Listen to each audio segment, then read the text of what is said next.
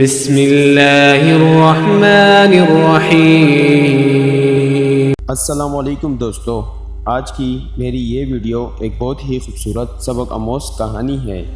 Video شروع ہونے سے پہلے میرے یوٹیوب چینل کو سبسکرائب کر کے بیل نوٹیفیکیشن کو آن کر دیں تاکہ آپ کو ملتی رہے تمام چینل اپڈیٹس۔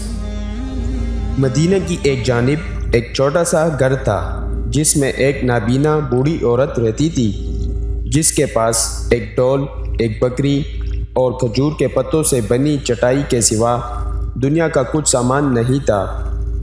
حضرت عمر بن خطاب رضی اللہ تعالیٰ عنہ ہر شب اس عورت کی خبر گیری کیا کرتے تھے، اس کے لیے پانی کا انتظام کرتے اور اس کی حالت سنوارتے۔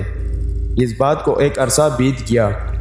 ایک دن حضرت عمر رضی اللہ تعالیٰ عنہ اس کے گھر تشریف لے گئے تو دیکھا کہ ہر چیز باسلیقہ اور ترتیب کے ساتھ رکھی ہوئی ہے۔ فوراً سمجھ گئے کہ ضرور ان سے پہلے کوئی شخص آیا ہوگا جس نے سارا کام درست کر دیا۔ اس کے بعد آپ رضی اللہ تعالیٰ عنہ کئی بار آئے اور ہر مرتبہ دیکھتے کوئی شخص ان سے پہلے آ کر گھر کا کام کر جاتا اور گھر کی صفائی وغیرہ کر جاتا ہے۔ ایک دن حضرت عمر رضی اللہ تعالیٰ عنہ یہ معلوم کرنے کے لیے کہ آخر کون ان سے پہلے آ کر سارے کام کر جاتا ہے، گھر کے قریب کسی کونے میں چھپ گئے۔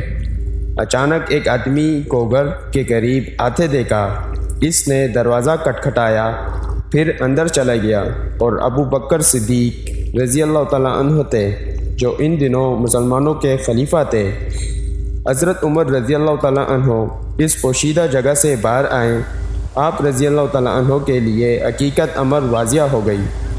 اپنے آپ سے اظہار تعجب کرتے ہوئے کہنے لگے، ابو بکر، خدا کی قسم تم ہی ہو سکتے ہو، خدا کی قسم تم ہی ہو سکتے ہو۔